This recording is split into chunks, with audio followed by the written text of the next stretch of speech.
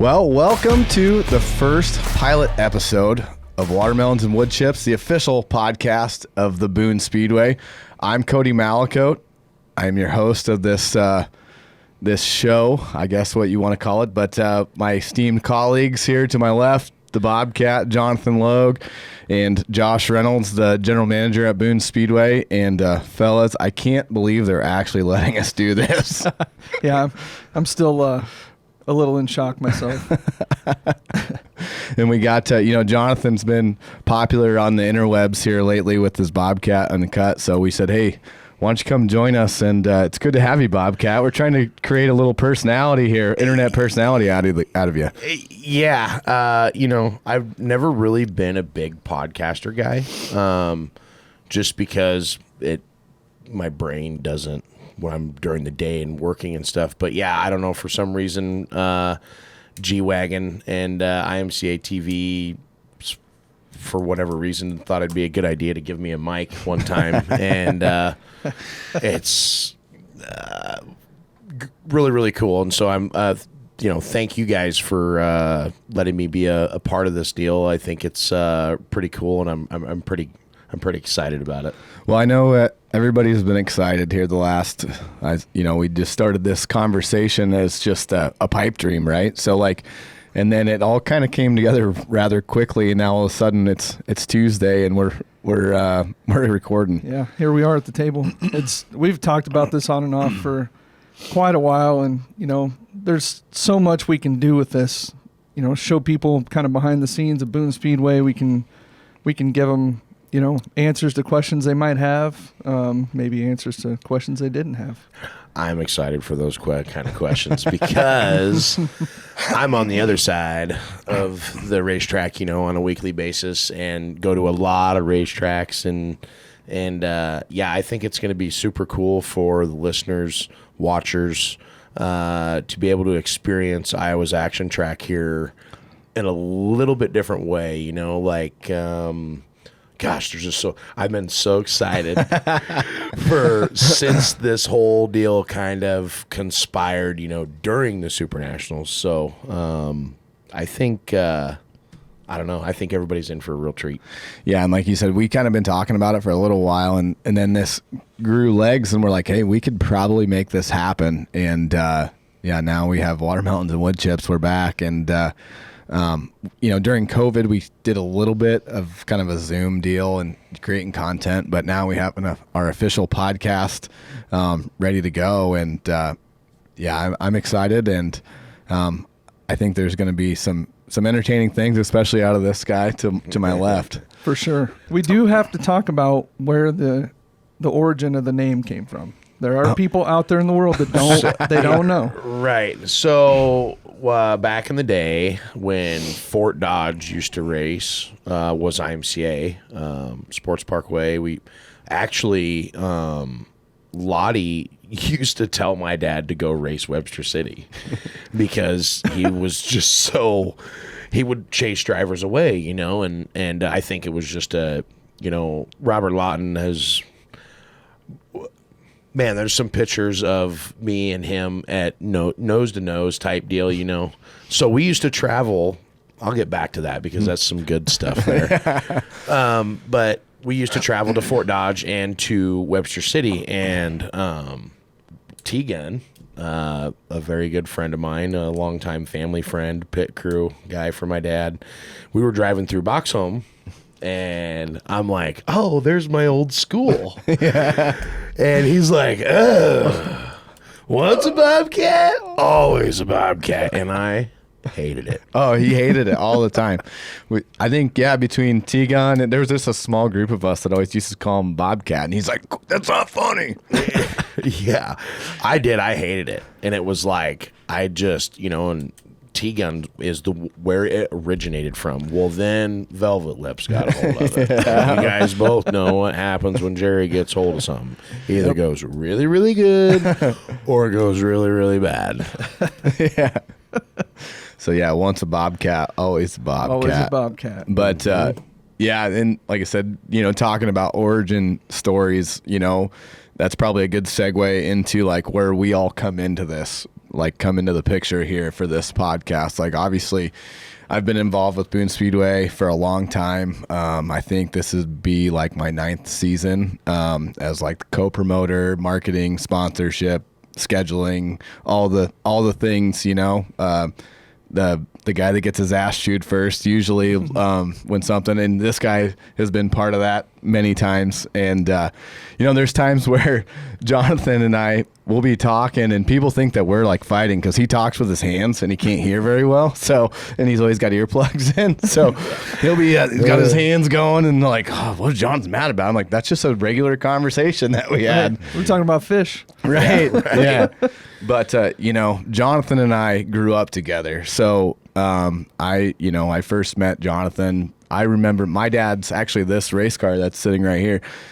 My dad's shop was across the street from where Johnathon actually builds his race cars out of right now, where his dad originally started. So, Johnathon and I, he'd be racing go-karts across the street. And I'll never forget this. Like the very first time, my very first memory of Johnathon Logue was his dad brought home and he probably doesn't even know this story that I know this story, but his dad brought him home like a go-kart, and they built a track like out behind, it'd be like where the Humane Society is now. Yeah.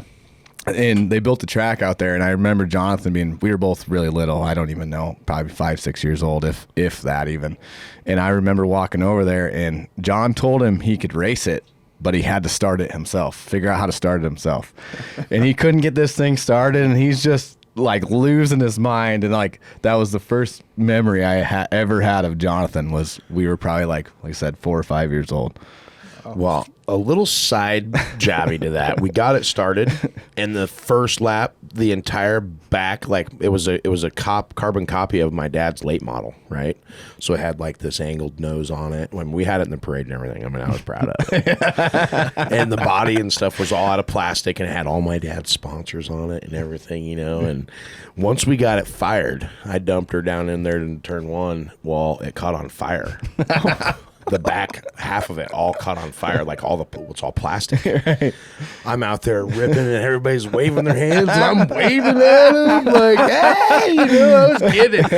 Well, then finally, my dad, like, you know, got me to actually stop, and then I kind of had a little. I cried because it was on fire, you know. Yeah. Like I said, it's funny how that, and then, you know, obviously we grew up together at the racetrack. You know, I traveled with these guys when his dad had like the big red hauler. He was like one of the first dudes to have like an actual, you know, toter home with a nice trailer and the whole deal. And he was like kind of the first guy around here. So I'd jump in, travel with them, and then my dad was racing, and then my cousin Jason started racing and stuff, and then we did a lot of shit in high school together, and some of those stories. Well, you're pulling out some stuff out of the old file box. The old Bobcat hasn't scratched in a while, I tell you. But yeah, so that's kind of, and then obviously like his passion for Boone Speedway and obviously mine and whatever, and so kind of brings us all together. And then Josh is now our general manager for the 2025 season, or started this year, and started with some of these. This is the old John Deere ride, but a lot of people probably don't know that you even raced. I know. I honestly, I had kind of an unconventional route into racing. I grew up on a farm just west of Redfield, and my first race, I'd have went to maybe a demo derby at the Dallas County Fair or something, but I didn't go to a race, like a circle track race, till my senior year in high school. I had a girl I was friends with. What year was that? 96. Shows. I had a girl that I was friends with, and her dad raced an IMCA modified. And I went over to their house, and he's in the garage working on it. And I hear this noise. I'm like, what the hell was that? And I go open the door, and here it is, and face full of methanol. And I'm like, I gotta see this. Yeah. I gotta be part of this. So that's kind of what got me into it. I wasn't interested in cars or anything, and literally had a buddy put a cruiser car together, jumped in it with him. We went out, We rolled the thing. we This won. is explaining a lot of things. Oh yeah, and which is the only time I ever rolled a race car, by the way. That was a cruiser That car. was it. Yeah. And then we won a heat and feature the next week, and the following week we destroyed the thing. So, and then it was off to a used hobby stock, and I mean the claimer stuff. Like it was, I couldn't afford to do it. But How many motors did you claim? I think the total was 7. Pretty We sure. didn't claim. Yeah. Yeah. I loved the claim. I did because I lived by it, and I gave one up. Yep. You know, I didn't give up 7. I'll be the first to admit that. But that's what it was about. Was I didn't take it to sell it and make money off it. I knew guys that did that. Right. But I claimed it to use it to get myself better, which didn't happen for a while, but when it did and I lost one, it's part of the game. So yeah, but you know what? I think a lot of people forget. Like, that's a very cool story because that is what the claim was for. Mm-hmm. You know, like my dad, losing 79 motors to the claim that were, everybody thought he was building these, $3,000 to $5,000 motors. They were that's what a really good motor back then was, was in that range. But, I think people forget that you used to be able to go to a junkyard and pull that sucker out, and everybody doesn't seem this way, but this is a working man's sport. Right. absolutely. Based on you can go to work for 40 hours a week, and there are some other people which, like back in the day though, there was only a certain amount of big chassis companies out there. You didn't really have a lot of home built stuff. The industry was a lot different. Absolutely. Yeah, 100%. Like you'd have, Harris Dirt Works, Jet, and those were like the big 3 at that time. Right. Maybe a Hoffman car or something, and then but now it's grown exponentially, and it's good for us too. It's and obviously, like you said, you build cars, and that's where I'm kind of the one out of the 3 that's never actually raced, but I've been on, like you said, I've been on the other side of it where I've done several things. Fortunate, obviously, to do that. Where I've worked for World of Outlaw sprint car teams, and I worked for Hoosier on the East Coast. So like I was traveling to Williams Grove and Lincoln and Port Royal every weekend for 2 years, and then started a family, came back, started working on that, traveled with Powerlift. That was fun doing those races. So I've been in every single aspect except for obviously like competitively racing. And the first thing I ever strapped in to was a sprint car. So wild. Yeah, the never raced anything at speed until I got into my dad's sprint car at Fort Dodge. One night they were having a test and tune up there, and I'd done that a few times, and that was probably one of the coolest things I ever did was just running that sprint car. A lot of people were scared of it. They're like, you get the drive lines right between your legs and whatever, but you don't even think about it. You just get in. And it's like sitting in it's like a school chair, and just go. And then I did hot lap a sport mod at Beatrice one time, and that thing was like driving a dump truck, man. Yeah. I had to change the rotors the next day because and those babies were glowing. It's just I was around this is the cool thing about this is I'm old enough now that I feel like we race with a lot of young kids, which is great. But to hear the story that you had to claim a motor to be able to try to improve your race program, like that was why that was, I feel like, to keep the high dollar people, from out motoring you, which at the end of the day, we all know that it wasn't really necessarily the motor, it's how much you work on your car. But how long did you race then?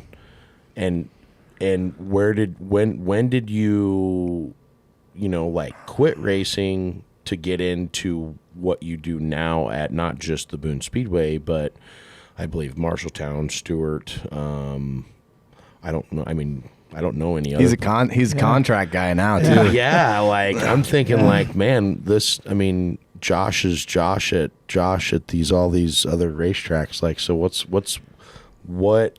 When did you quit racing and why, and get into the other side of it? Yeah. 2004 was the last year I ran a full year. We weren't even graduated then. No. Yeah. Thank you for that, by the way. I'm thinking like, well, because Josh, it's not. I mean, you don't look like, He's trying to tell you don't look old. So Hey, that's you're nice. not great. Okay, I appreciate that. Yeah, I do. right, I right. really do. And everybody, and I'm going to bring Colton into I mean, this. Cody's got more salt and pepper over there than you do. Yeah, I mean, that's well, so like. yeah. That's I mean, I'm just going to be honest here. Cody's been through a little more shit than me, so fair. that Fair, might be where that comes from. That's credit to my wife, by the way. No, 2004. That was my last full year of racing, and then I got thrown into a car here and there. Ran a truck a little bit for Tony Morrow, but we just decided we wanted to start a family. So, 2006 is my boy Camden was born.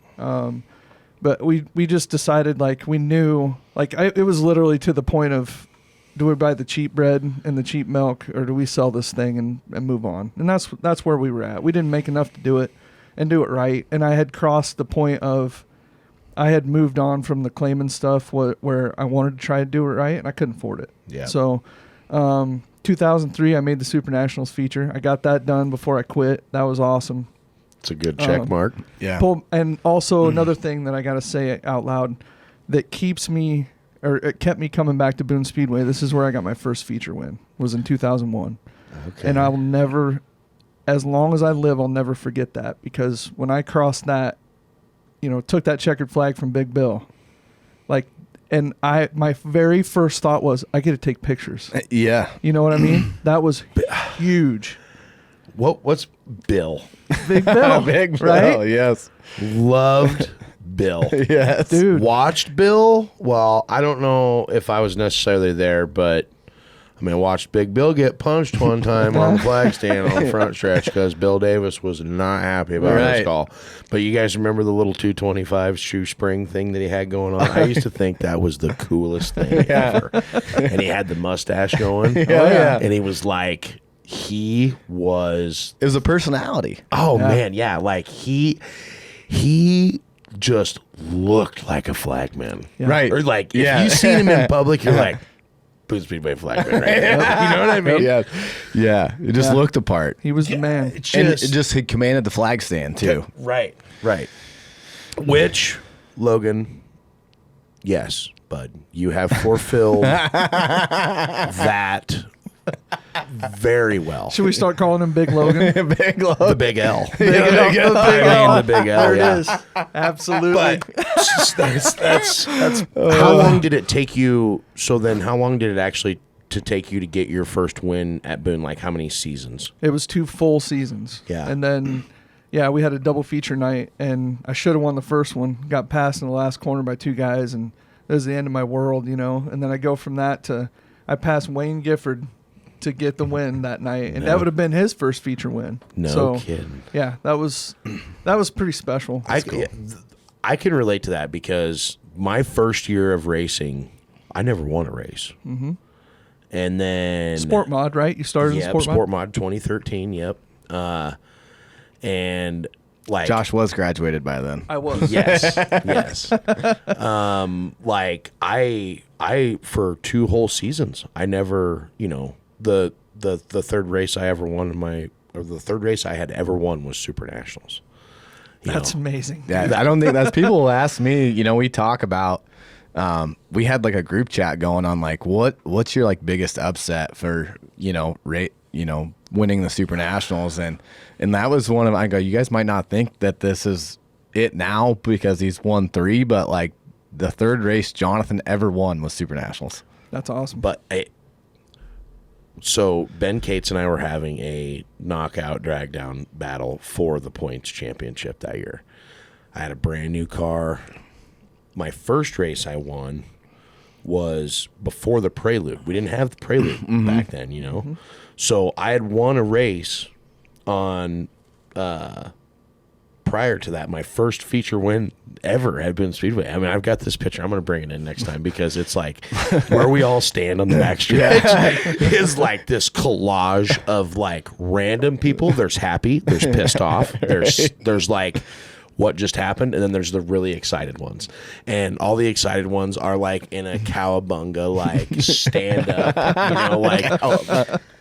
So then we won that race, and then come season championship night, me and Ben Cates started front row, and my dad, my uncle Sniffer, and some other people were like, man, we'll pay you X amount of dollars per lap you lead, blah, blah, blah. So I went to Ben and was like, hey, dude, I mean. Because you guys were both running out of the same stuff, right? Oh, yeah. He was in Harris cars. Yeah. Like, I was fixing his wrecked race cars. Right. When he had, they had things going on. They had a couple spare cars, blah, blah, blah. And I just went over and got into his head in the pit area.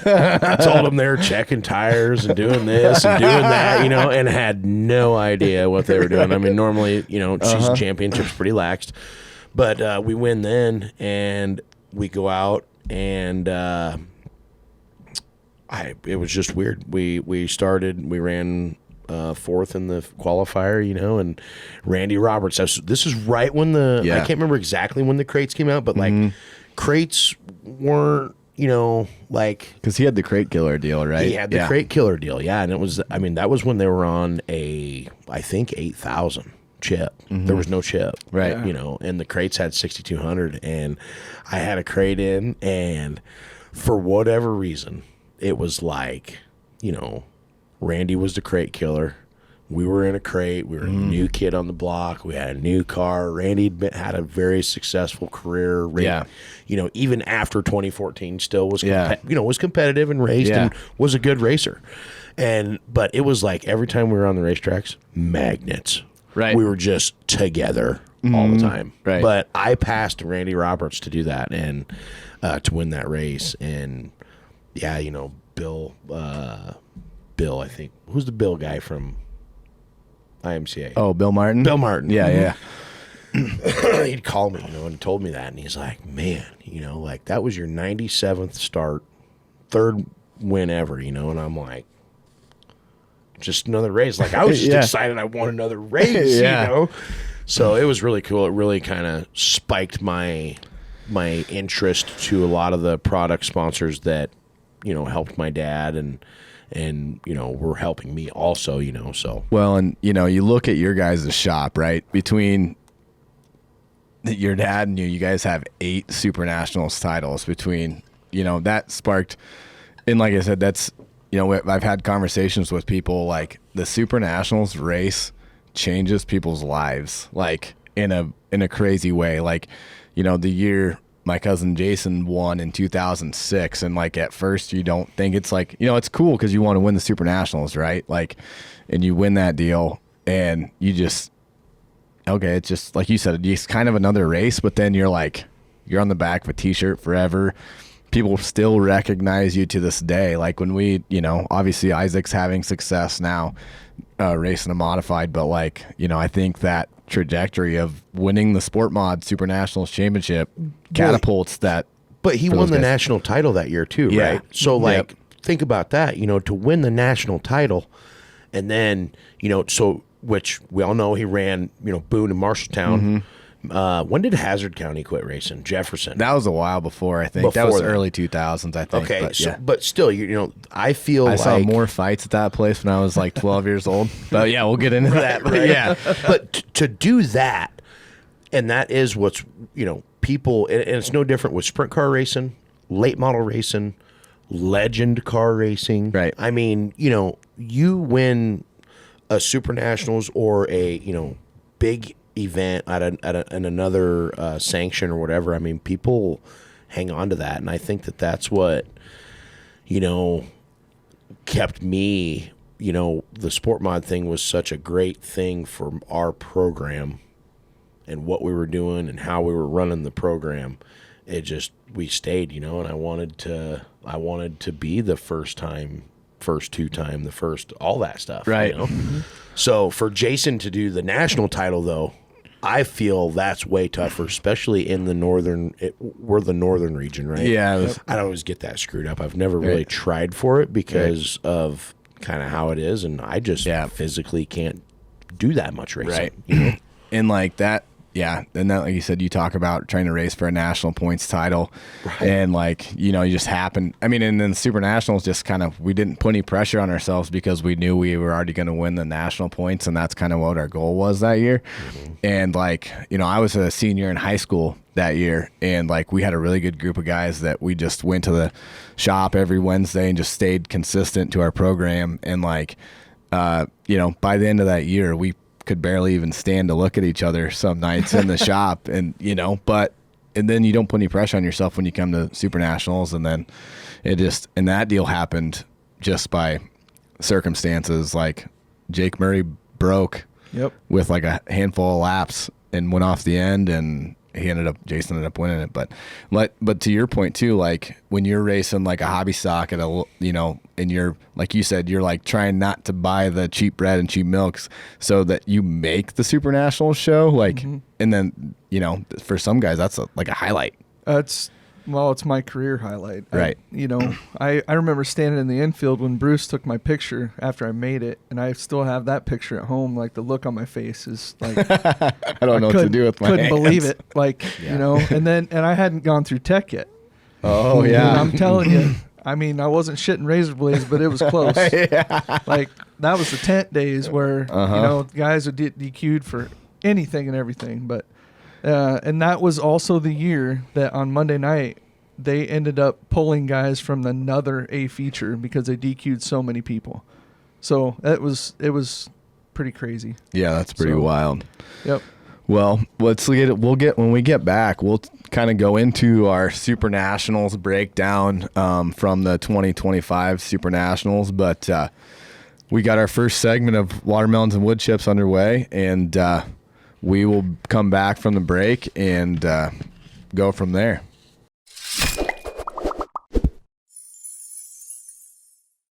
This next segment is brought to you by Logue Fabrication, your go-to shop for custom metal fabrication. From residential and commercial projects to auto racing applications, Logue Fabrication delivers quality and precision every time. They're not just fabricators, they're racers too. Proud home to Rage Hobby Stock and Stock Carts you see tearing up Boone Speedway every week.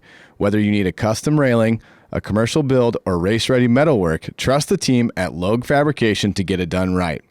Logue Fabrication, where craftsmanship meets horsepower. We can help you stand out anywhere with P1 Promotions, the home of P1P Canopy. From the racetrack to the ball fields to trade shows and beyond, our custom pop-up canopies are built to showcase your brand in style, with multiple sizes and full customization available. But we don't stop there. P1 Promotions also delivers custom rugs, apparel, sportswear, trade show setups, and even P1P custom awards that make an impact. You can see all we have to offer at www.p1pcanopy.com. All right, race fans, welcome back from the break. Watermelons and Woodchips pilot episode. They still haven't kicked us out of here yet, which has been fantastic. And I just popped out and checked on the groundhogs out there. We're doing good. So, before the break, we started to get into more Super Nationals talk, and that kind of brings us into the 2025 Super Nationals. And, the biggest thing that I took away from it was obviously 1,123 cars or whatever it was. 26. Yep. Actually, I got it right here. I took a picture of it because Brett, they've been like really good about, I think a lot of people appreciate that factual stuff because, of how big the event is getting. At least I do as a racer, as a just loving racing or whatever. But yeah, it was exactly 1,126 cars. Yeah, that's insane. I was talking to a couple guys that sponsor the racetrack this morning that they're not really, they help us out with some stuff, but they don't really know the logistical part of it. They just drive past going home and see, like, and the one thing the guy said was like, I've never seen that many cars that far out into the south field, which I mean, obviously we had to put that road in and stuff where they, the DOT closed our entrance on the one side. So that made it kind of a logistical nightmare, but honestly, it went pretty good. It did. It sounds like there's probably going to be a chain link fence guy pretty happy with us soon. Right. From the sounds of it, it's probably going to go south all the way to the cornfield. But, we had I mean, we had cars from one end to the other, and just people. It's Right. It's awesome. Yeah, and like I said, you'd think for that many people that come through, we're actually pretty fortunate that this deal is as, controlled chaos really is kind of the way it was. And I think obviously a lot of that happens because we race so early until so late, over those 8 days. It kind of keeps the rowdiness to a minimum, hopefully, continually. Yep, I would say so. I mean, and to your point, when you have that many cars and that many people, and you're racing for 12 hours, whatever it might be that day. I know Brett, he touches on it in the podcast and his posts and stuff, that there are so many people behind the scenes and there's so many people making things, happen. And it's true. Like our payroll for that event it's pushing 200 people. Right. And, what nobody sees is, the behind the scenes. This thing starts for us basically when the regular season starts kicking off. Like we'll have conversations about, oh, hey, during Super Nationals, we might want to do this or whatever it might be. And probably, everybody talks about Rod, which I'm going to give him his flowers and he needs them. Right. The dude's something else, but his wife is something else. Like right. Sarah is a damn genius. And I've never met somebody so prepared for every different scenario we could ever have during just a weeknight race or weekly race, let alone Super Nationals. Right. Well, and like I said, it's not her third day at camp, No. So no. Like she knows what's going on. She's seen it all. She's done it all. Absolutely. But like to your point, you guys would be working in the tower for 12 hours or whatever, but you're at the registration tent for several hours to start that day. Mm-hmm. And then we all go to bed at 3:00 in the morning or whatever when we're finally out of here. She's jumping in a tractor with Rod and she's running a sheep's foot, especially this year when they were trying to work on turn 1 right every night, right. And then we get rain and it slows that process down. So then, that all the work that they did, rain comes in on kind of unexpectedly, or I guess not unexpectedly, but more than what we anticipated. Right. So they're out there working on that thing till 5:36 in the morning. And then she's back in the draw tent at 8:30 in the morning. Yep. And if you correct me if I'm wrong, you sign in with her. Would you know it? Sarah's been at this I'm 37 and Rod's been here. Rod's older than you guys think. Rod, that's not a jab. I'm just saying he doesn't look like he is. I think he's 60. I think. Is he 60? Yeah, I think so. I think he's the same age as my dad. He's gonna be pissed, but yeah. But sorry, Rod. He don't look 60. Well, he doesn't. That's what I'm saying. And right. like I don't know. I can't. They've talked about it multiple times how long those two have been here and what they do and the guidance, of what goes on, like you guys said, and you definitely cannot tell she's not grumpy. She's smiling. She's chipper. But, the other thing, too, is I'll just say there's been several times that I've wanted to reach through my helmet and crawl up into that tower and ask her where she gets or why the calls are made on the racetrack with myself. Like cars getting put back in front of us or, and she would give me the correct answer. Sure. Yeah. And sure. She would be, because I've asked her the next week at the pit window. And right. then I'm like, how does she remember that? And I was like, probably because I was an idiot on the racetrack and was pissed. And, but Rod too. I keep asking him, when's the tutorial start for the learning of the, what has made the Boone Speedway, in my opinion, and what a lot of people have followed in doing the farming. And even if it is just a quick little juice up, nobody did that until the Boone Speedway. Right. And he's been a part of that. Hank, them, Perry, them guys are OGs at the Boone Speedway that have been here for a long time. And I'm that's another topic we're going to get on is, on down the road here. But, you know, they have their young daughter, Jennifer. I think she's going to be right in it. You know, I don't know if Rod and Sarah, I mean, maybe I'm wrong, but I hope they don't retire soon because, like I said, they run a tight ship, and a lot of people don't see that. Like you said, turn one was spicy. It's been spicy all year, folks. When it rains, it's spicy. When it doesn't rain, it's killer. So I thought the rain was great. I honestly, though, like, in my opinion, you know, having that character in turn one, like, made some of the races what they were. And you had to be super technical. You guys, obviously, I can stand in the infield and watch millions of laps like I have, you know, but I don't sit in a car, so I can't be like, you know, this guy builds race cars, so he's probably cussing like, you know, we got to go fix our shit, you know, but I think it makes the racing better. Well, Jonathan, maybe, and it's been a while since I've been in one, like you were in one a few weeks ago, but back in the day, we didn't know. When we get to a racetrack, we didn't know what we were going to get. We could show up to a Mick Trier track, we might have a motocross track. Like, we had no idea. Number one, you were going to race, and you were going to race to win, and it didn't matter what you were racing on. Somewhere in the last, I'll just say 8 to 10 years, that attitude has shifted to this thing better be glass smooth, and if it's got a wrinkle in it, I'm pissed. I see a hole come through, and for Super Nationals, I see that, and I think instantly, somebody's going to figure this thing out fast, and they're going to use it to their advantage, and they're going to go forward. Yes. So growing up, like, you know, when we used to go to Webster City, and I'm using this as a reference to Boone before the farming deal. Even at Boone Speedway, there was time. I mean, you packed the racetrack. Absolutely. Yeah.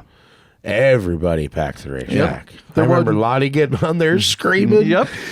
You know? If there's no mud on your car, you're not racing. Yeah, you know, and people were, you know, okay, let's be honest. I mean, it has gotten a little more expensive than what it was back then. For sure. But as a racer, if I go somewhere and they need help packing the racetrack, I'm like the first one out there. Yeah. All my crew guys are pissed because it does, you know, but like I screw up.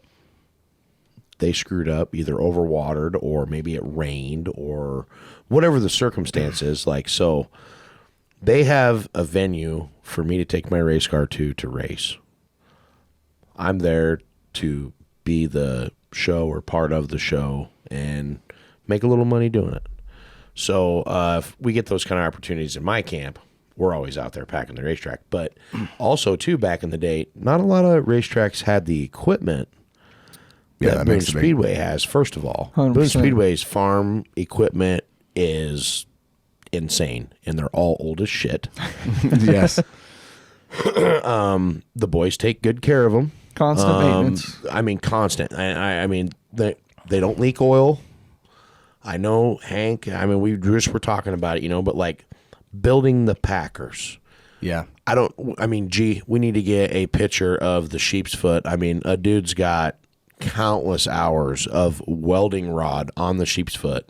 I mean, it's kind of cool, you know, layered it on there. But I mean, so the equipment that this place has versus a lot of other places, but, you know, Lottie was a tightwad. We all know that, you know, but I think that that's what, you know, he had to be to do this new thing, you know, farm the racetrack. Nobody was farming the racetrack. So a lot of guys want to go fast. So everybody was building big motors and claiming motors and all that. You know, we can get into all that stuff. But to go to and nowadays, the biggest thing is you go race outside of Iowa, cowboy up. Yep. 100%. And people, like, it's weird. Arkansas, I know they're really weird, Peyton. Not a jab at you, but Arkansas is a little weird about that. They love it. I mean, there's traction. Peyton Taylor always says there's I've never been in a hole that ain't had traction. Right. You know, now the thing that happened at Super Nationals, in my opinion, no offense, was bullshit. It sucked. You guys made the effort, worked on it every single day. Yeah. And it got better. Mm-hmm. I also love the fact that, you know, last year we ran into some rubber problems. You know, the racetrack weather condition, tearing tires up. People were, sometimes watching a race versus being in a race is more entertaining because of those certain kind of things and what they can do with them. What are they called? Things they fly around. The drones. Like the drones. The drones. There. Brain farted. But what they can do with that stuff, I mean, I love it because it's so cool. Like I know they tried flying it into Todd Van Eaton's car one time. Yep. But making those efforts, and so it took away that for sure. And I feel like, over the course of the years that a lot of these racetracks have lost so much dirt that kind of spiced it up. But, for whatever reason this year, they did an excellent job on the racetrack was pretty consistent and very racy. I mean, there was 2 races that myself was in that I started 16th and ran right up to the top 5 to make a qualifying. When you pull that pill out, you're just like, Jesus, this is stupid. Right. Like you go out there, you look at the field, and it's like, I mean, you look at the field when you go up there to stage, and I'm just thinking, man, there's some iron ahead of me, and we're starting 16th. But then you get pumped up. Yeah, you see your crew over there. All my guys stand over there, and they're doing the signals and then this and then that, while we're sitting in the staging area, and that's what gets you hyped up to go out there. And so to be able to, there was a lot of guys that came from, pretty far back and multiple shows. Deep. 100%. And either made it or, like me, lost talent in the last 6-8 laps there and just couldn't do anything and ran 5th, which was still good. But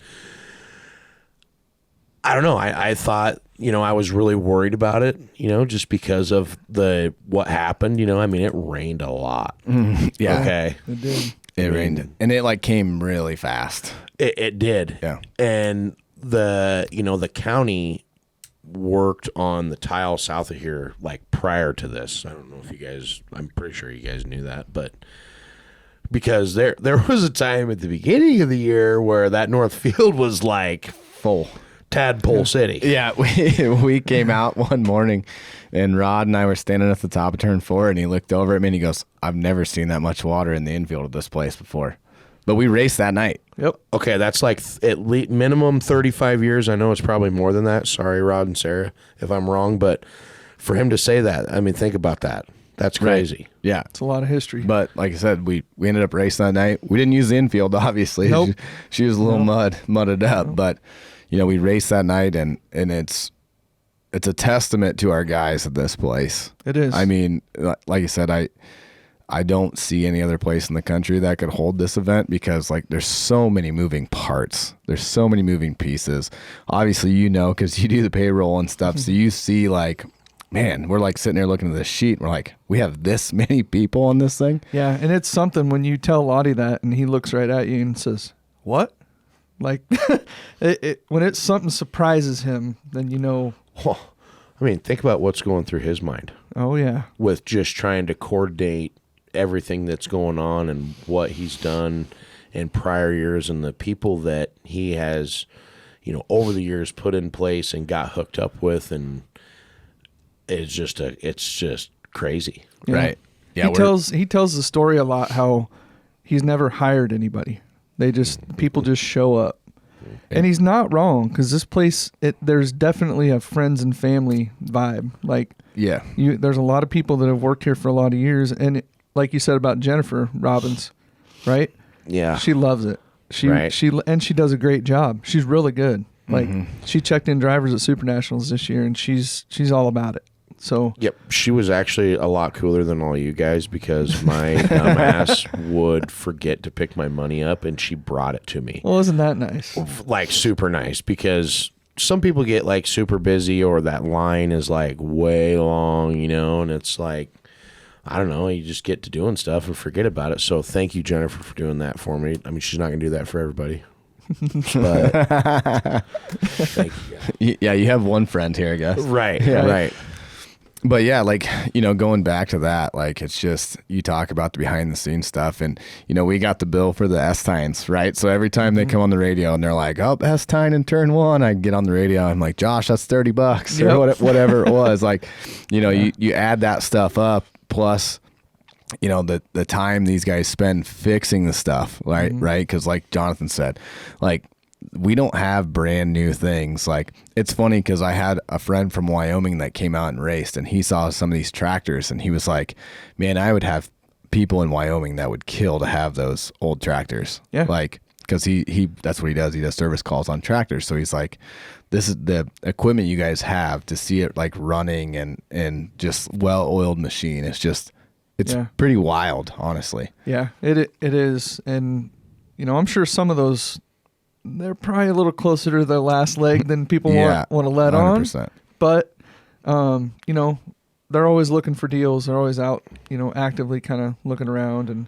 And we're looking to upgrade, tires. I was just talking to Hank a little bit ago about we need to find some tires for a tractor, and got a hold of my uncle last night who, he farms, and he's like, yeah, tires are out of control, $2,500 a piece. So we'll be doing some looking for stuff like that. Well, and just like little things like Packer tires. Yes. That's another thing. I know Johnathon has brought this up in the past. He's like, Kenny spends so much time having to put tubes in those old, like, I think they're like old M45s or whatever, those old pavement Hoosier tires on all those 10-inch rims, And so I'm working right now to try and get us upgraded on that stuff, just so, like, because he's got to hate his life over there, like, during, like, he actually loves it. I was gonna say, I've been there when he loves it. Like 2 years ago when they were popping like 4 or 5 on, Joe College, Hank, Kenny, Nate, any of the guys. These guys are OGs. They've been here a long time now. They're jacking these things up with one of them old timer. Yeah, it's like dangerous as shit. Okay, they do it very well, but it is like, it scares me. Okay, to our insurance company, they do a really good job. Yes, yes, they do. Like, but I'm just saying, it's like, what they're doing, pulling them tires off and stuff. So I'm pulling cars in and out and picking cars up. So I'd stop and help them every once in a while, And it's like, it's a process. Yeah. 10 bolts, pull it off, get it into Kenny. He smashes her down, pulls the tube out, it's quite the process. It's a thing. Right. So, like, the entire time that the races are going on, they're trying to get these tires because they know they got 10 races. Mm-hmm. Yep. But which sometimes that could be, 25 minutes. Sometimes it could be 7 minutes. Or, right. Yeah. We can cook right through them, or, I think it's usually roughly an hour. A segment, 10 races is usually, and I know it, but Gosh, if you balance it out and you look at the running order for the night, you can basically count the hours by the segments. Yeah, that's what people are like, how much more time do we got left? And we're like halfway through, and I'm like counting 1, 2, 3, 4, 5. Like, oh, we still got 6 hours. And they're like, oh. It almost always ends up just about right, too. It's pretty wild. Wow. Yeah, it's quite the deal. And we, like I said, like you said, to Sarah's credit, like, she's got that down to a science. There was a few times where we had to kind of move stuff around on the fly, and Brett's like, well, we'll just get with Sarah and we'll get up there and we'll figure it out. And she's got stuff moved around, and dude, she grabs the satchel, she's got papers printed, she's ready. Right, it's impressive. Right, and that's, like I said, we're lucky, we're fortunate to have extremely those people on our team, because they know what's going on, and like I said, they can do that stuff so quickly and figure it out. Yeah, 19 was my first year here, and I don't think I could put a number on her, the things that I've learned from her, in the tower, and the things that she's taught me format wise, calls that happen on the racetrack, lineup stuff, things that I never would have thought of. Calls on the racetrack. Boy, I'm telling you, there are so many that we want to know. And I tell you what, folks, right here, right now, we got the two guys on the seat here. Controversy calls at the IMCA Super Nationals. Hold on, let me pull my Brett Roots up. I'm going for it. He's been making notes. So, On his Android phone. On the Android. On the of course. Androids. 46 black flag questionable driving calls at the 43rd running of the IMCA Super Nationals. I think one of the biggest calls that all race fans and listeners want to know is the Jake McBurney, Doug Smith call in turn 3 and 4 on the slide job. Josh, I'm putting you on point here for all of them. That's right. What? First of all, I can say that every official that I've had encounters with, good and bad, have always been very professional. Mm-hmm. So I think that, as a racer and knowing some of the people like Grant and Logan and, this isn't a jab at any of them. You guys do such a great job of even explaining it, even after the, usually I come up, I'm pissed. Sure. Right. And I want to talk about it right now. Not after the races, not during lunchtime, not at break time, not at the third farm session. I want to talk about it now. And I've seen that out of my peripherals before. Mm-hmm. Where Yes. I see Johnathon get out of his car, and I can see him out of my line of sight here, and I'm like, here we go. I think Yeah. Doug Here we Smith go. saw that once too. So Doug did, and Doug and I we're another thing. We're like magnets. We've worked together. We raced together, worked together as far as, running the same kind of chassis and stuff. And we're competitive. We're dicks. We're fiery. We race hard. And when things happen, things happen. And we've always moved on from everything. Mm-hmm. That's what I really cherish the most about that. But, I just wanted to say that out there. Like, this isn't I don't think a lot of people know who make those calls. Is it a group? Because it's like, is it like the tech officials when they huddle? Not good. Right. If the tech guys huddle in the tech area, not good. Okay. Right. Then usually what happens is everybody in that area is then looking around at everybody to see who's nervous as shit. Right. Or Yes. if they're huddled. Like, okay. So, Josh, is it Coty? I mean, because this could be like a radio communications thing. It's like, I know you guys are on a secret channel. I don't have a secret channel. I know you There guys are. have a I think secret there might channel. be, but I have not. Okay, been on which that is one fine. yet. Because I get it, because there's been some stuff going on the catwalks this year. We've had signal sticks taken away. Yeah. We've been having some radio transmitter stuff going on. Like, Yep. so, all right, So that call, we're ready. We are ready. Jake and Doug. Jake and Right. Doug Smith, a main qualifier Thursday night? No. It was Wednesday. It was the Wednesday. first- yeah. Yeah, it was Wednesday Wednesday night. night. Would have been for the poll, Yes. right? Correct. Or Yeah, eventually. Eventually, yes. So, just to put it out there, I don't make the call. We knew that was coming. Right.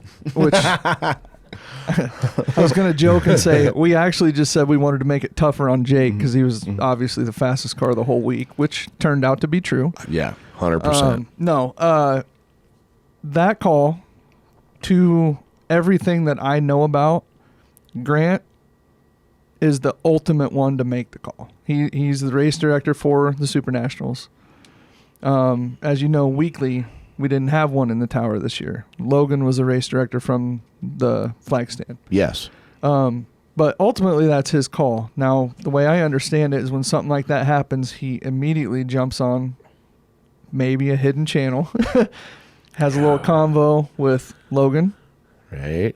with possibly the guys in the infield, maybe to see what they saw, how they saw it. The IMCA TV guys. Maybe he calls Garrett. I do not know about that. It's possible. Yeah. But yeah, ultimately that would be Grant's call. And to be perfectly honest, because I happen to be, and I don't get to see a lot of races, which people think is insane because I'm sitting in the tower the whole night. I don't. No, I get it. I've seen Yeah. that in you in action up there. I'm yeah. just buried. But that one specifically, I saw it. I saw it live out the window and said out loud, that's the wrong call. After I watched the replay, I agreed with it. And I also say these guys got to do this. They're not, especially the guys out on the racetrack. Like they're seeing what they see, and they don't get a replay. Now, Well, could they turn and look at the video board? Maybe. Well, But see, and okay, here's another thing for the listeners out there and the racers. You know, we can sense something's going on. Like there'll be times where, and this is not just at Boone Speedway. This is at every racetrack, or in my opinion, I'd say. Yeah. Like when we're making laps and we've been in line for like 3 laps, or you know, sometimes it's 6 or it's 8 or it's how many ever it is. And it's like, you know, I'm in there like, what are we doing? Like, we're driving around, you know, like, so we knew as the, you know, on the catwalks and stuff, like, man, because I was standing on the catwalk right behind Mark Elliott, and Mike Kennedy owns Jake's car. And like, we didn't know what was going on because, you know, there's sometimes, and I do know this, I've seen this firsthand when we were in Florida this year and I got to come in the IMCA trailer and watch the video stuff.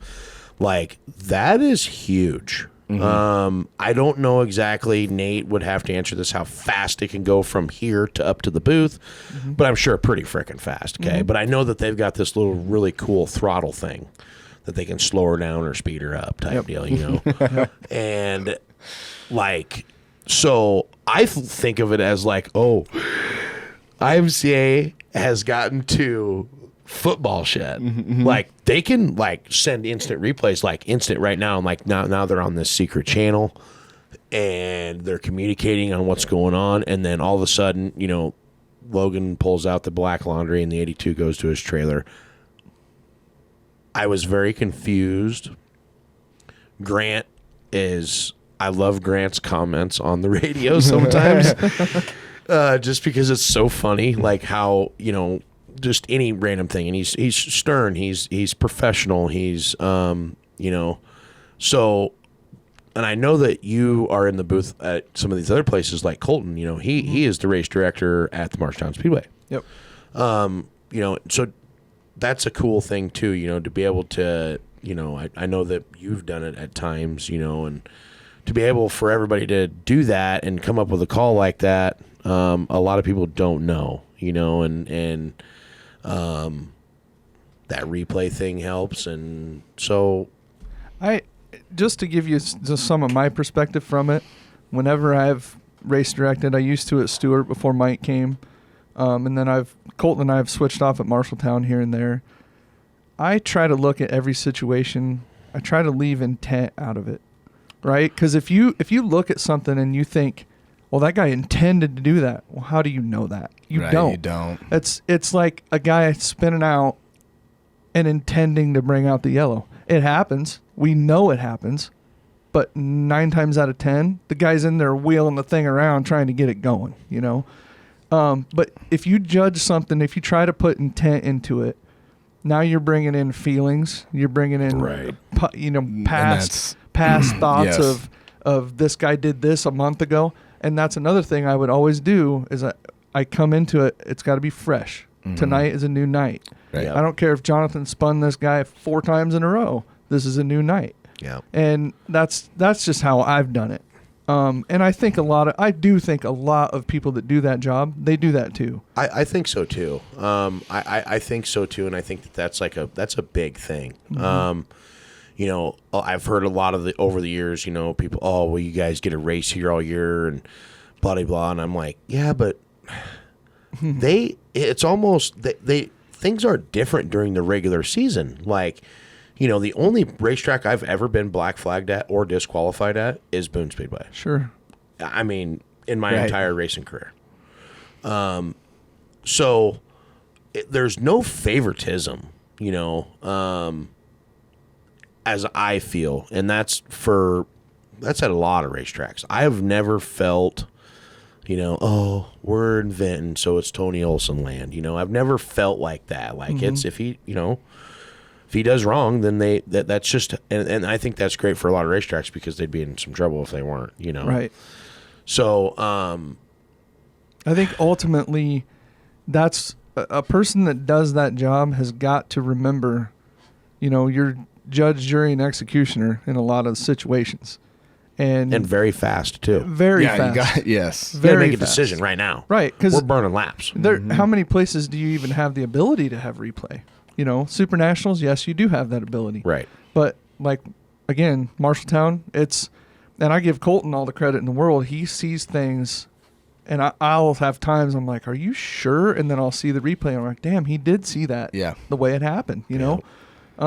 And that's tough. It is Because I've very watched tough. video, too, It's just like very everybody. That is tough. And then on top of it, you are holding the show up. Not holding it up, but you know what I'm saying. In a way. It's like you're on the spot. You're Johnny on the spot here. Let's go. Yep. So I understand too. In your guys' other thing, racers that do not listen to the race receiver, I would love to punch all of you. It is so dumb. I support that statement. Oh my gosh. Yeah. Yeah. You have a tool, right? Use it. I would have given, in those hobby stock days, I'd have given anything to have something in my ear to stop me from wasting equipment. Bud, you remember Big Block down on the front stretch? Yeah. Bud Moran, Big Yeah. Block. That's what my dad used to call Bud Moran. I mean, he's down there.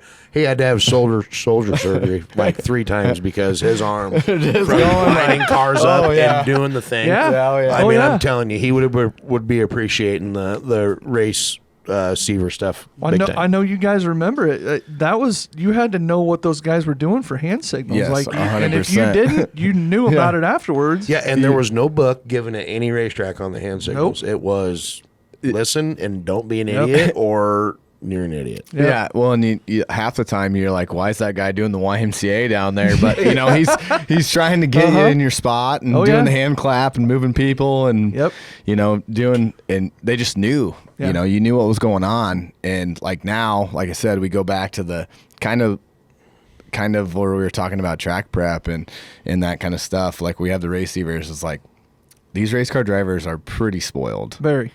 In that respect. Correct. Yeah. Not just a blanket statement, I guess, but in that, compared to what we had before, it makes our life a lot easier. And hold on before you go any further. Another question just came to my mind. Okay. When we're in staging for 15 minutes, sweating our ass off, and we pull out onto the racetrack, and you guys, we got to make a pace lap. Why aren't we dropping the rag that first time? I mean, we've been lined up. We have the best lineup people in your spot. They'll offer you a smoke, drink of water, seeds, whatever Jeff, you need. and I can't ever think of the other guy's old boy's name. Larry, maybe? Larry Wilkerson. Larry, Yeah, Larry. Yep. Yep. But even at Marshtown, I mean, you got Bob and why do we have to take that lap? Because it's like when we pull out on the track, for me, it's go time. Well, most of the time, though, especially like heat races, they come across to click the transponder, and then they're going when you're on the backstretch. So you don't really have to roll it in too awful much. And if we do, it's because the racetrack needs something. Up here, from my perspective, the only time we've ever gone anything more than one is Rod says, hey, we need one on the bottom, or we need 2 on the bottom. And, because the track is changing and he's trying to save it from just being destroyed, I think is the goal. Any other place I've ever worked, kind of the same thing, but there are racetracks, and I've watched them, and I refuse to watch them on IMCA TV, by the way, because they come out and they won't just do 1, they'll do 3. Right. And it's like, what are you doing? You have to get the transponder across the loop. That's the first thing. It's working, go. Right. We're good. Especially on the bigger shows like Super Nationals, you want to make sure they're all hitting. Yep, hold on. Back to that. That's another good one, folks. We're hot on it today on these good questions. We go out and farm the racetrack every 10 races, and we modified hot laps 0 to 60. Why?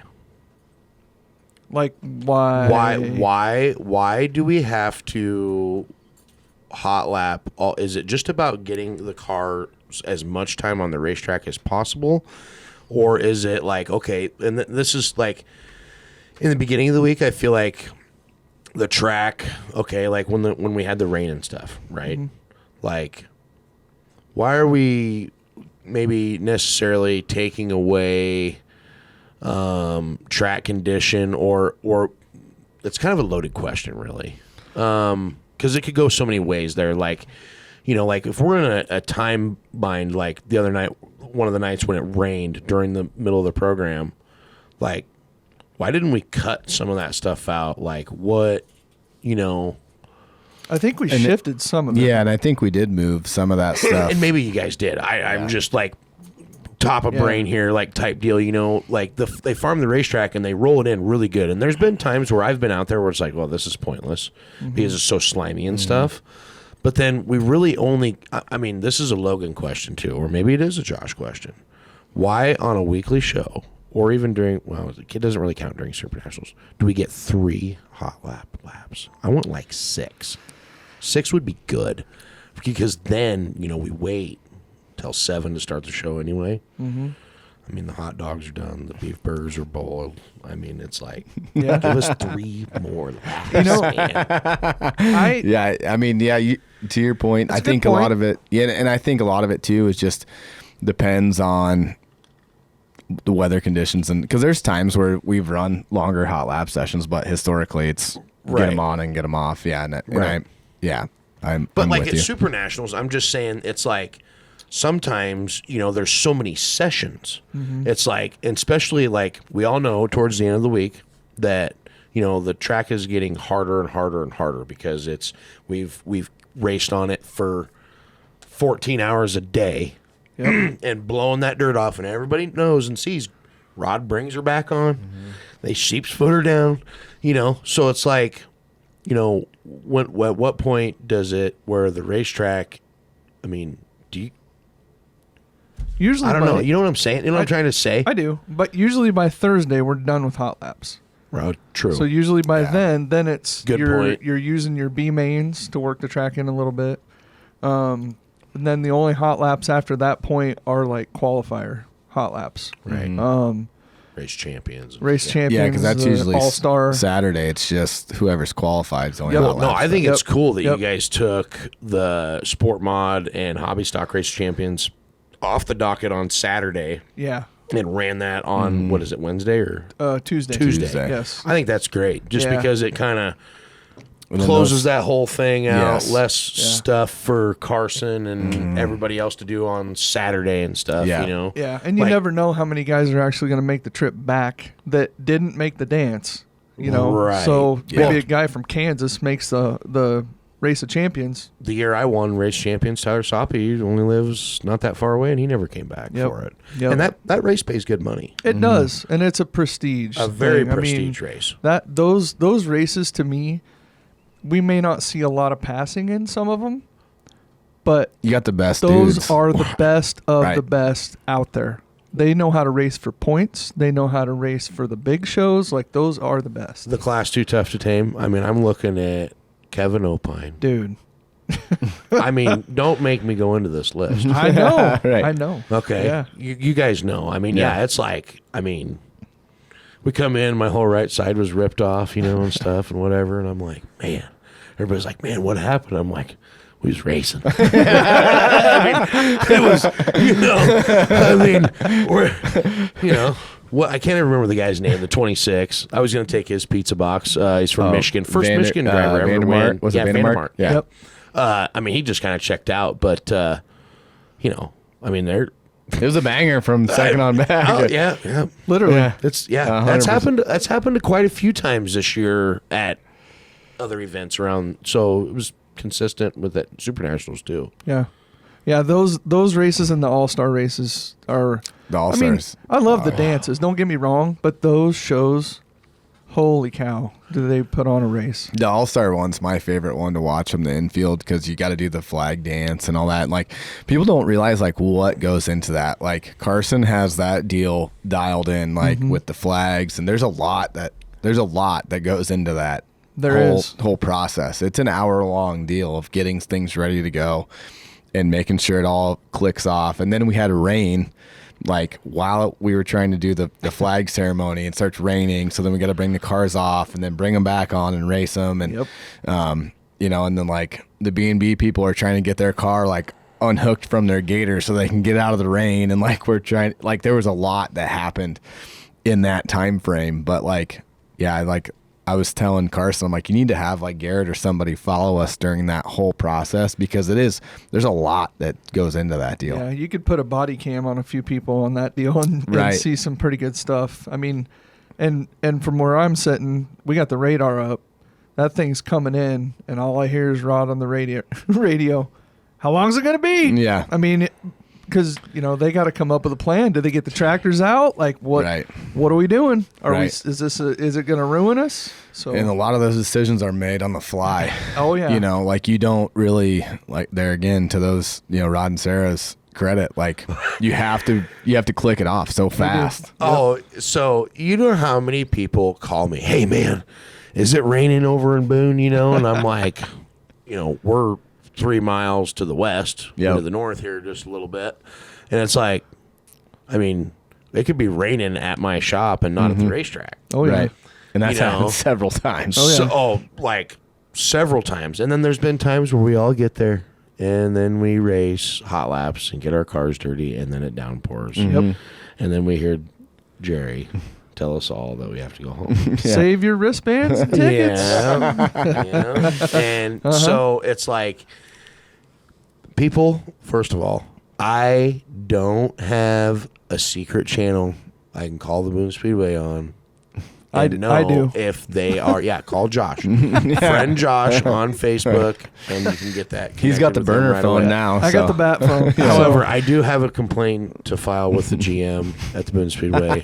Let her fly. The answering machine, you know, when you call and it goes to the answering machine, we need to get that updated. Would you like to leave the voicemail? I mean, I can leave the voicemail. That's fine. What do you want to change? We need to update that. Well, it's a computerized.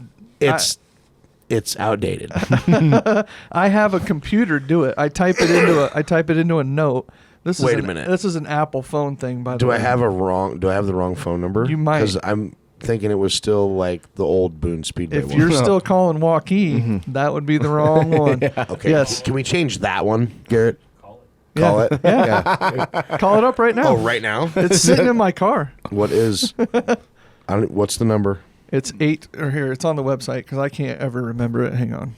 Let me find it. That's so sad. It's my own damn phone. Yeah, it's Josh's burner phone. Some of the voicemails we've gotten this year are fantastic. My goodness. I wish we could play. We could probably play We some. probably could. I may have saved a few. Okay. I have a couple of them. It is 515. Oh, hold on. And this goes out in the world too, Okay. so this is the number 822 822 3553. 355. That's 515-822. Okay, I think that's what the confusion is. It's not a Boone number. Yes. Okay, folks, this is not a Boone number. It is a Google number. Oh, he's From probably an iPhone. calling the 1795 number. He might be. Yeah, the Boone Speedway's That's the old phone one. number. Here we go. You got to hold it up into the mic. This is making me want. This is going to be so I good. want some of it. I can't wait to see this. Can you hear it?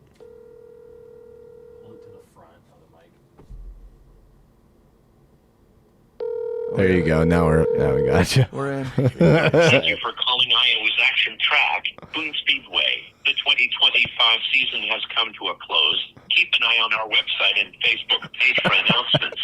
Please leave a detailed message at the beep, or feel free to hang up and text the same number for a quicker response. Thanks again for calling Boone Speedway. Okay, we are definitely going to do a new recording for the Boone Speedway. All right. Good grief. But it tells you what you need to know. It is informational. But Yeah, also, he had I to think call him like the I'm going to reach 1795 out to the number. Boone High School or something and be like, hey, communications class or something. We need something hopped up out here. I mean, or something. Or maybe we just have G or something come up with something. But that. Well, AI has put out some fantastic stuff, by the way, which Coty did a little work on a picture of us. Yeah. Which was fair. fantastic. So maybe we can do some work with AI and get something. I know. I seen the gap you left. Which is fine because I do have a gap. I mean, it was a thing. My mom. It's a I love signature. you, Mom, but yeah, it is. It is. And I actually seen some some stuff online. I mean, it's coming back. People are going to the dentist and getting gaps. I mean, yeah. Bullets, Right. gaps. That's what I'm saying. Marlboros. Unibrows. unibrows. Yeah. Oh man. But, to kind of sum up this Super Nationals thing, I mean, all in all, a great week, in my opinion, as far as what went on in the pits. I mean, there wasn't a lot of riprap. The rain slowed down the golf carts in the North 50. Which is probably okay. It's A-okay. I mean, don't get me wrong, I love to, but stuff has really kind of calmed down too. Like, I just love it when Brett gets on the radio and says, if you see somebody stealing your stuff, beat the shit out of them. Whip some ass. I'm just like, it's just like. Yeah. Well, we did have that happen where I think what we caught was there was an operation going on with golf carts leaving and heading to a flatbed trailer. And Yep. So Whoa. yeah, kind of caught some of that stuff, but yeah, got that kind of calmed down, and that's where that came from. Why Brett had to get on the drivers meeting and say that, but as a, it's like sometimes you got to just be like, all right, Enough's hey. enough. Right. I mean, come on, guys. Like, so good for everything that went in on that, but I mean, I see they finally, Super Nationals has a few different food items, and I have been just like kind of frequently sending Brett or kind of frequently sending them these like weird like food ideas and stuff, like just like, hey, well, then they had the fried peanut butter and jelly. I don't know if you guys had the Uncrustables. The Uncrustables. I have a picture in my phone. They were amazing. They were so good. Like, I mean, people, if you're not doing it at home, do it. Yeah. I'd air fry them and then roll them in cinnamon and sugar. Yeah. I mean, so good. So it was cool that Good stuff. Sounds amazing. that they, I think that we should, a lot of us out there want new thing. We should start this thing. Whoever we got to talk to about getting something new at Super Nationals everywhere, whether it even means taking away something that's been a traditional or just something different, Like a signature Super Nationals item. right? Something like that. Something. Well, we've even talked about stuff for weekly, trying it out and seeing how it goes. So, and I've talked to Teresa about it a little bit too. So I don't know, should be try some stuff. Yeah, and to tease, we got some things coming for next year, by the way. Just operationally, there's going to be some excitement next year. Well, also, too, I think a lot of people would like to, like if there's certain days, we see all the track officials. Maybe this is just a track official thing. Mm-hmm. But the best Dale outfit that I seen was your brother-in-law. Like, I did not know it was Chris. Like, because of the mustache. And I'm like, holy shit, that's Chris Burke. I know. Oh my God. So it was awesome. That all spurred from Chris and Cam Gruber and I have like a group message that like a group snap, and Gruber sent us a flyer. It was like, the third's got to be the Dale Day, and like he made a flyer for it and stuff. So I sent it to Brett, and he was like, "Oh my God, yes!" So we did that, and then it's funny because I was out here working, and then I was driving back into town, and Chris sends me a screenshot and was like, "Dude, these hats are in Boone at one of the antique stores." So I left the racetrack, went immediately there. Yeah, you called me. Oh, it was they were fantastic.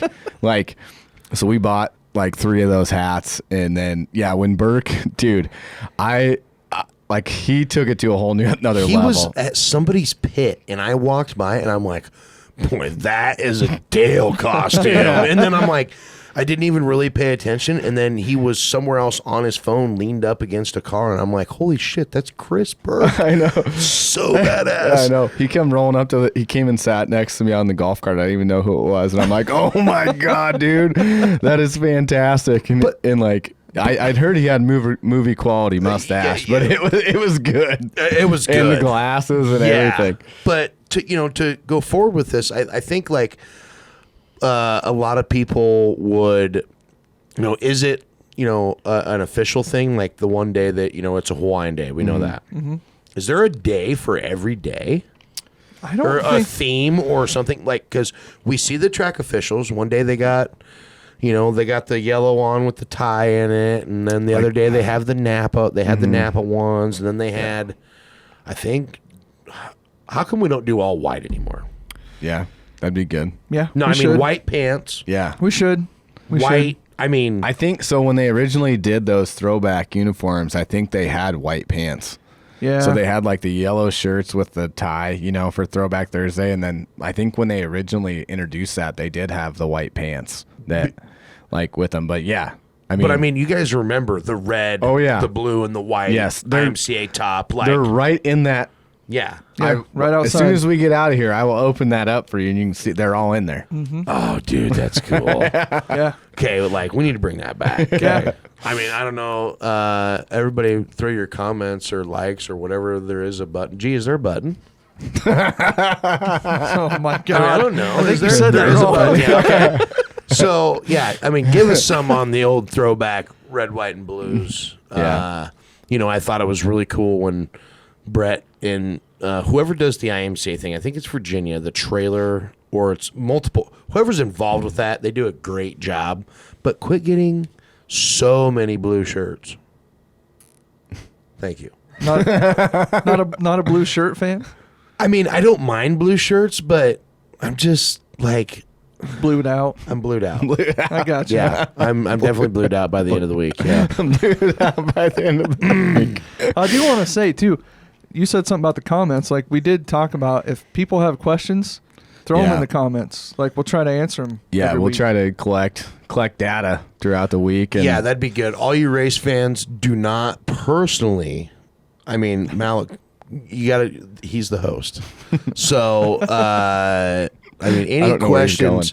any questions you racers have out there about the Super Nationals? I mean, I'll probably be able to plug them in a few times here and there, but you got till next episode, and that's it. And then we'll move forward. Yeah, that's it.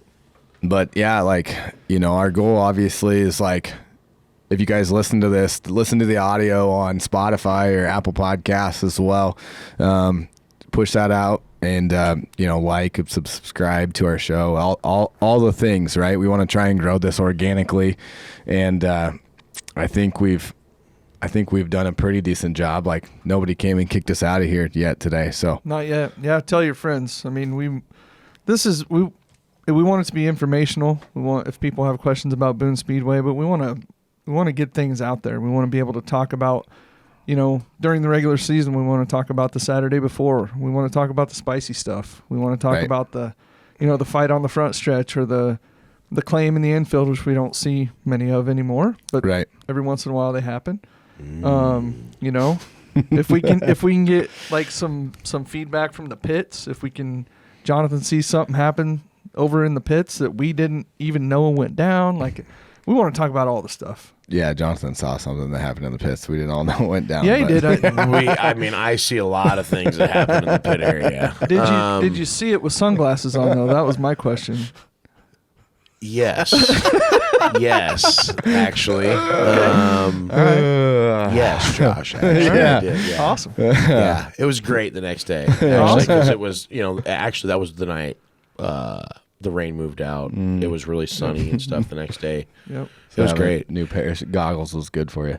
Yes, it was. Sweet. Actually, I mean, there was so much stuff going on after the races every night, like, but it wasn't like past years. It wasn't out of control. It wasn't out of control. The rain kind of battered a little bit of that, but it also kind of, intensified it. They brought back the mud pit. Yep. I mean, I remember the first year that the mud pit was there that I was sick for a month after that because I was an idiot. But so a lot of cool things happened that week. Yeah, like I said, and we can obviously talk about Super National stuff forever and ever, but boys, I think this leads us to a good spot to end episode 1 of Watermelon and Woodchips, and we made it through and unscathed. My ribs are going to hurt from laughing at Johnathon, but I think that's going to be a common theme for this show, hopefully moving forward. Yeah, absolutely. And I know I asked earlier about the origin of the Bobcat, but now I got to say the Woodchips and the watermelon. Oh yeah, those two things. Yeah, so we better talk about that, wrapping it up. But obviously the racetrack, we like Johnathon did on his Bobcat Uncut, he drove the golf cart out there and showed the pile of wood chips. There is a massive pile of wood chips, but they work it into the racing surface, and just they have the theory that it eventually obviously compounds, builds dirt, holds moisture better, and I think honestly it helps us work the racetrack, especially like a week long at Super Nationals. Like I think if you just have regular black dirt in there, like the wood chips help the guys work on the racetrack to get things done quicker. Do you think it would take rubber more, like without it? Probably. Do you think it would latch more? Do you think it eats stuff up? I think that, before the wood chip thing was a thing, the racetrack, I've got videos of back in the day from my dad and Joe and all them guys racing, and this thing was glass. Right. Mm-hmm. Like rubbered up a lot of the time. Right. And I think the racer, everybody bitches about the wood chip, but it's what separates this place from a lot of places. Yeah. Yep. And there's other places that do it, but I think we've just it's kind of grown legs and taken a life of its own. And like you said, it's it makes the place what it is. And like I said, I obviously, you don't see this place latch up a ton. And when you do, it's because, like you said, the dirt's gone. Or it's either the dirt's gone or they're, like we're racing like wind conditions and shit 100%, and stuff. right. Like that really affects a racetrack, and I don't think a lot of people get that, or how, dry it's been for however long it is, all that factors into there. So I think that the wood chips, do I love the wood chips? I don't love the wood chips, Right. But I love the fact that it makes it completely different than any other racetrack in the country 100%. that I race on. Right. That's what I appreciate about the wood chips. Right. And then going to the watermelon, obviously this has been a long-standing joke or tradition. We have the Watermelon Classic race, and then usually when you get your Boone's Farm, it's watermelon flavored at Super Nationals. And there was, I think it was at the Iowa State Fair when Lottie was the promoter down there, people were complaining about not getting paid enough, and he said you guys would race for watermelons. And I think it was a little more colorful than that, Slightly, but sure. And like I said, it's just kind of growing legs, and that's kind of where we've ended up with it. And like I said, now we do race for watermelons in August, so Yeah, we do. So that's kind of where the name of the podcast comes from. So I think it's great. I think it's fitting. This, especially with you two, doing this together, I'd do it for watermelons. yeah, for sure. Yeah. I don't think they got watermelon flavored Marlboros though, so we have to upgrade our program. How about Victory Fuel? Yeah, no, not yet. Just fruit punch. No, Just a fruit punch. right. But hey, on that note, I think we've overshot our time for a while, but we want to thank everybody for tuning in to the pilot episode of Watermelons and Wood Chips, the official podcast of the Boone Speedway. And I'm Coty Mallicoat, along with Johnathon, Logue, and Josh Reynolds. We do thank you for tuning in, and hopefully you come back and see us soon.